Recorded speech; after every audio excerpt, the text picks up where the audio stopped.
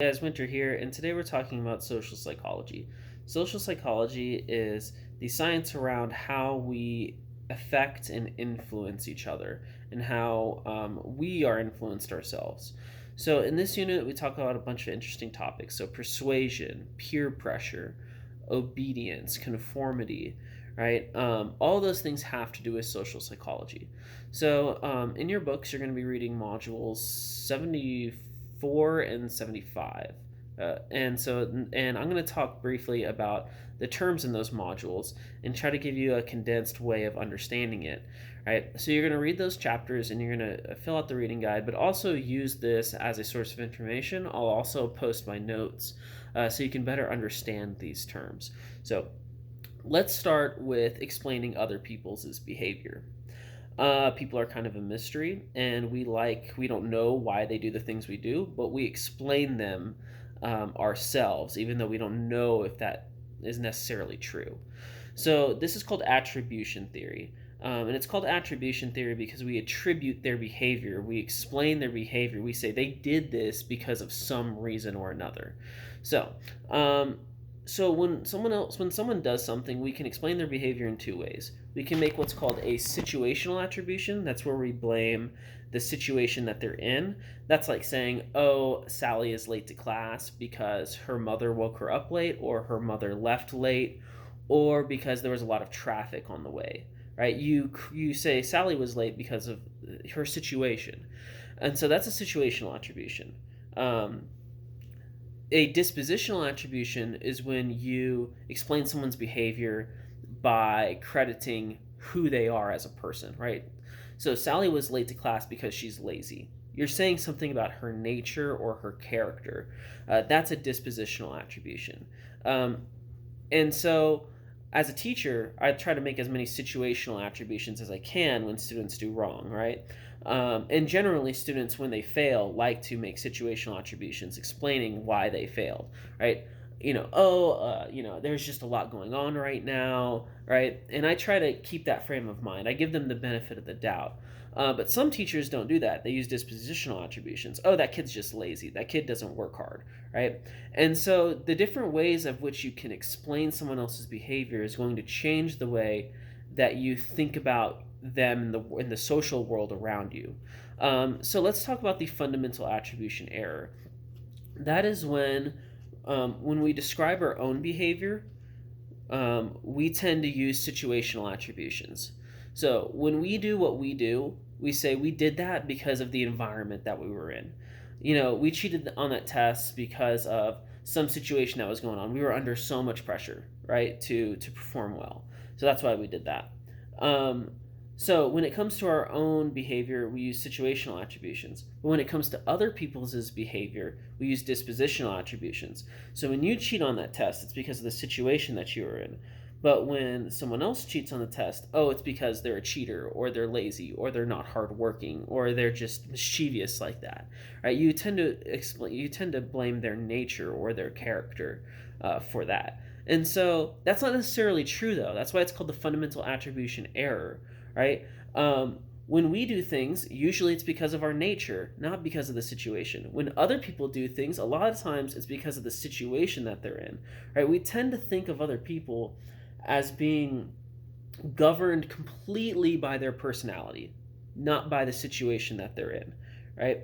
Um, and this leads us to to explain other people's behavior as it's completely driven by their personality or their character when that's not true, right? It's driven usually by the situation that they're in.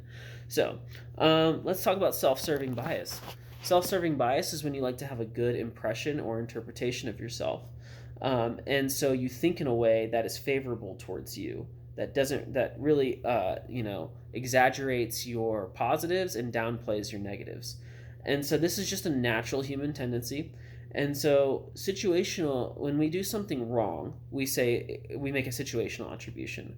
So we fail a test and we say, oh, the teacher didn't teach it right, right? The class environment was too distracting, right? The unit was really tough. It was just this unit. You blame the situation around you when you fail. When you succeed, you say, oh, that was all me. That's who I am. That's my character, right? When you get a 100 on the test, you're just like, oh, I'm smart. I'm really hardworking. Like I'm just a smart person, right? And so when we say all of our failures are due to our situations and all of our positives are due to who we are, we tend to have this really, really good interpretation of ourselves. This also plays a role when it comes to um, defending yourself against something bad, right? When you do something bad, you don't want to feel bad about yourself. And so what you do is you say, "Oh, it wasn't me, it wasn't my nature, it wasn't who I am. It was just the situation that I'm in." So that's self-serving bias. So we went over four things today: situational attribution, dispositional attribution, fundamental attribution error, and self-serving bias. Um, I'd like to go over a few more things, and so I think that'll encompass the entire two modules that you're studying today. So we're going to move beyond attribution theory and go to persuasion. So first of all, persuasion starts with attitudes. Everybody has an attitude about something, right? And this doesn't mean attitude like, you're giving your parents an attitude. It's more of just like how you feel about a certain object, person, or situation, right? It doesn't have to be negative or standoffish or anything like that. It's just your set of feelings. It could be happy, sad, angry, whatever. Just your attitude about something, right? And so a lot of people have attitudes towards people and ideas. So let's take something political because, I love politics. Let's take something like socialism, right? You would have your various attitudes towards socialism. Persuasion is the art of changing your attitude towards an object or a person. So I would change the way you feel about socialism in a more negative or a more positive way, right? So there are two ways that we can change someone's attitude or persuade someone. The first way is the central route of persuasion.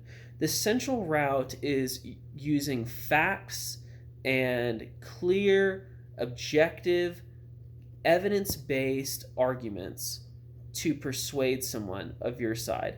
So if I were to, convince you that, socialism is good or something like that, I would lay out all the facts and studies and figures, right, about why it's good, right? How to make an evidence-based case, right? It would be very, very thoughtful, methodical way of persuading you. It would take a very long time. I would lay out almost like an attorney, right, lays out a case when they defend their clients, right? Very, very evidence-based, right? That's the central route. The central route is not effective. You don't want to use the central route when you're dealing with a hostile audience or an audience who wouldn't be receptive to what you're saying. So if I were to go into a meeting with a bunch of conservatives or Republicans, and I would try to convince them that socialism is good, I would not use the central route. So the central route should only be used with friendly audiences. Maybe your friends or family who have a relationship with you, right? You would use the central route. So there are some benefits to using it though. So if you do persuade someone using the central route, that attitude is going to be changed for a very, very long time. It's going to cause long-term attitude change. So if you manage to be successful and persuade them that socialism is good or whatever, right, they would believe that for a long time, right? And that belief would be resilient to other information. They could hear all this other information about how socialism is bad, but they're more likely to hold on to that belief and resist that outside information if you use the central route of persuasion. So, pros, it is long-term effective.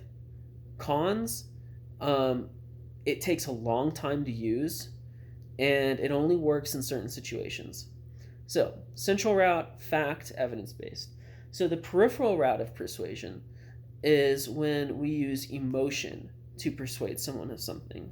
So that would be in the peripheral route is really, really good for hostile audiences, right? Audiences who aren't receptive to your idea, and for audiences who are maybe captive or disinterested.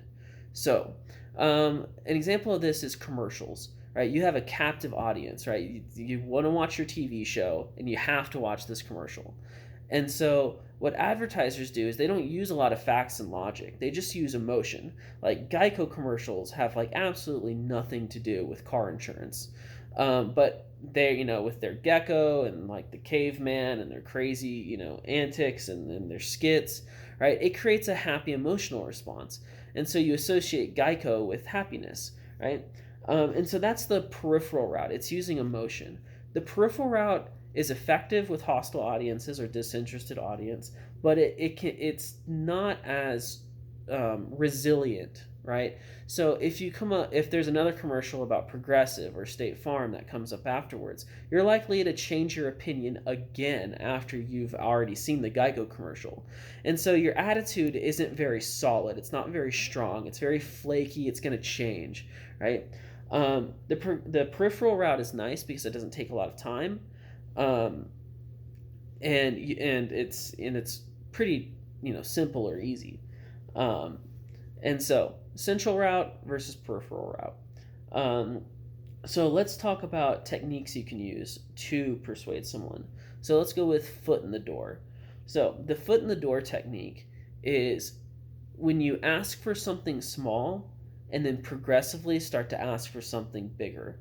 So if you're like running a political campaign, that'd be like, hey, could you, I don't know, fill out this petition for me, right? That's small. It's not very big, right? Sign your name to this.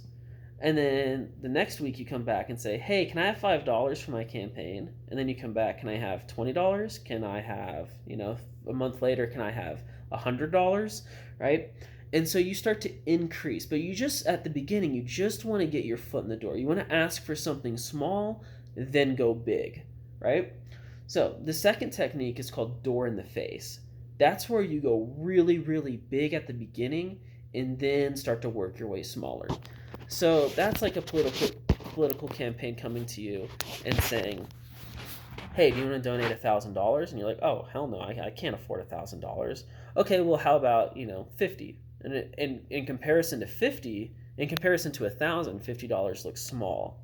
So you say yes to it, right? And so that's a door in the face. You go really, really big, and then you kind of settle on a lower number. So say if you're a kid and you want a pet hamster, you ask your mom, hey, can we get a Great Dane or a giant dog or a German Shepherd?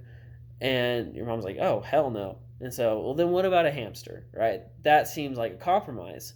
And so the way you frame it lets you be able to get what you want, right? And so go big and then you work your way small is door in the face. Foot in the door is you start small and then go bigger over time. So the last thing we're going to talk about is cognitive dissonance theory. So cognitive dissonance is a state of mind, and it's not a good state of mind. You don't want to be in cognitive dissonance. It's when your behavior doesn't match up with your values and your thoughts. So, for example, if you are a vegetarian, but then you eat meat, in that case, your behavior wouldn't match your beliefs, and you're not in a pleasant state, right? It's uncomfortable for you. You don't like thinking of yourself as a hypocrite, right? So you can do one of two things. So the first thing you can do is you can change your thoughts to match your behavior. So as you're sitting there sinking your teeth into that amazing, juicy, wonderful hamburger, you start to say, maybe this vegetarianism thing is dumb. I don't necessarily believe in the things I used to believe anymore. So I'm just not going to be a vegetarian anymore. In that case, your behavior would now match your belief. You're not a vegetarian. So that's one way of getting rid of cognitive dissonance. The second way is changing your behavior. So that would be like, I'm a vegetarian, I shouldn't be eating this, and then you throw the cheeseburger away, right? So we want to get rid of cognitive dissonance, right? It's really unpleasant. And so we can change our beliefs or we can change our behavior to correspond with each other. So cognitive dissonance is a negative state of mind. Cognitive dissonance theory is proposed by this guy named Leon Festinger. And Festinger said that we try to get rid of cognitive dissonance at all times, right? We experience it all the time. There's no way you can live a life that is perfectly aligned with your values. It's just too difficult. There's too many moral quandaries that you get into to where it's just not possible and too difficult. So we try to resolve this cognitive dissonance all the time, right?